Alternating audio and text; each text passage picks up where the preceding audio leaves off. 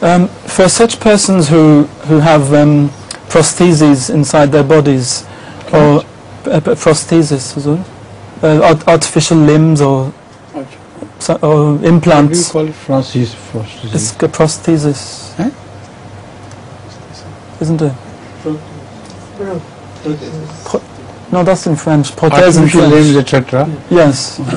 So, if they have these in their bodies, then is silicia dangerous for them to take?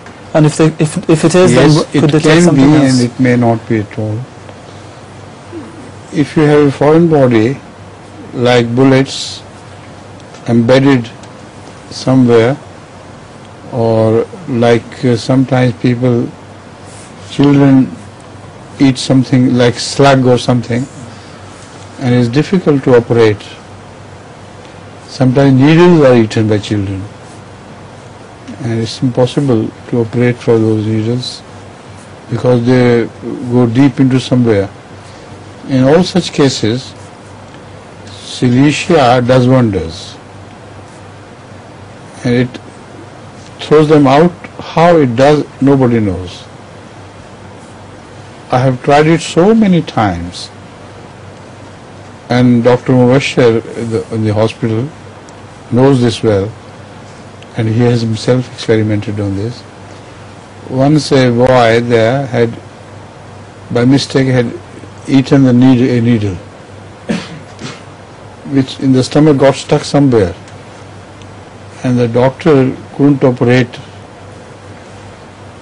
So he started giving, at my advice, Silicia 6X repeatedly. Now, amazing thing is that after about a month or less than that, the needle came out straight, passing through many, organs without disturbing them, straight out directly from here, and was pulled out. No injury. Similarly, I have tried many things. I have the silicia on many children in cases where it was impossible to operate. There was one child in our house, next door to our house, who had stepped on a broken glass, and the glass was curved, twisted glass. So it got stuck up and at an angle. The whole foot was swollen, and the doctor, my elder brother, he was a doctor, late Mirza Masrur, he sent the case to me. He said, it's impossible to operate on this child because the swelling is so big and the thing is deeply stuck somewhere. So I don't think I can operate. So try something homeopathic. So I gave the child Silicia 6X to be repeated 3 times a day. And after about the same time, less than a month, that piece of glass, curved glass, that started coming out automatically until it was pushed further and further, and the mother could pull it out without any pain to the child, and all the swelling subsided and the case was resolved happily. So this is possible, but there is one very strong instruction about this, that if something lodges against an artery so close or partially embedded in the artery, if you give some silicia to that person, the artery may rupture. But in the cases which I have dealt with, nothing happened. Only I think it's very applicable in case of lungs. If there is something sticking in the lungs, then the lungs are full of blood arteries, and it's impossible to separate it. And there the arteries can be ruptured and real damage can be done. Similarly, it should not be given to cases of phthisis, that is tuberculosis. So if tuberculosis has advanced and spread and made some cavities here and there, the natural phenomenon is that calcium is wrapped around the places, injured places or suffering places, so they're locked up.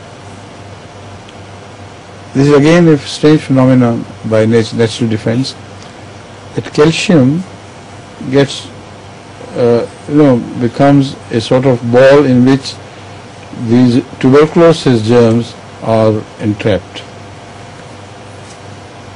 So according to the experienced doctors, if you give silicia to such a patient, that would rupture those traps and may end up in such ferocious bleeding that you won't be able to stop it. So these are some precautions, otherwise it's a fantastic thing.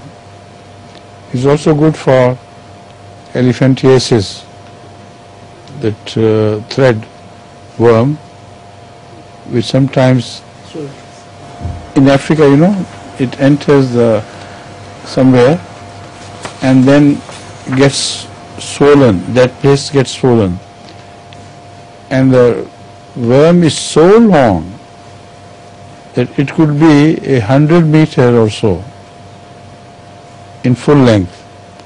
It grows and makes rounds about itself.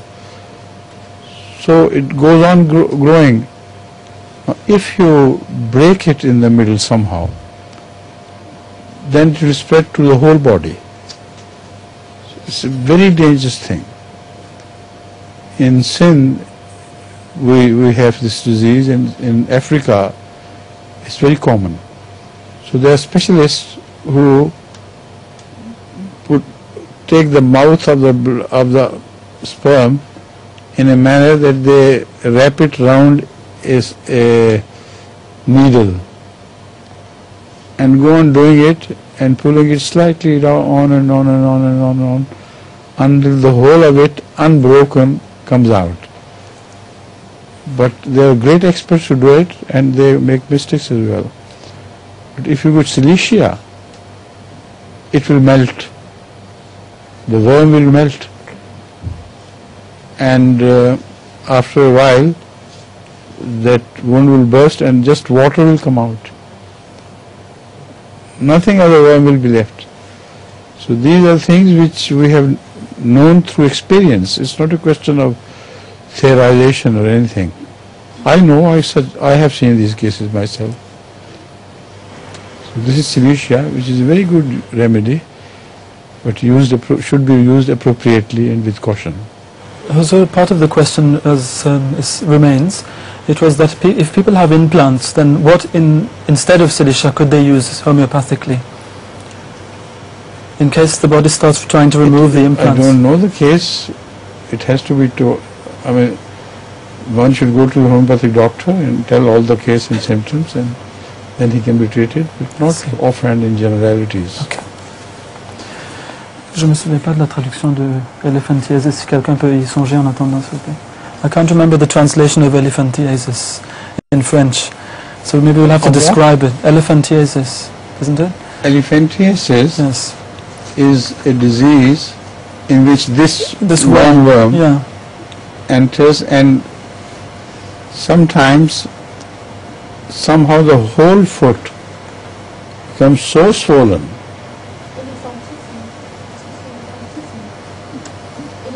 that you can't do anything about that foot.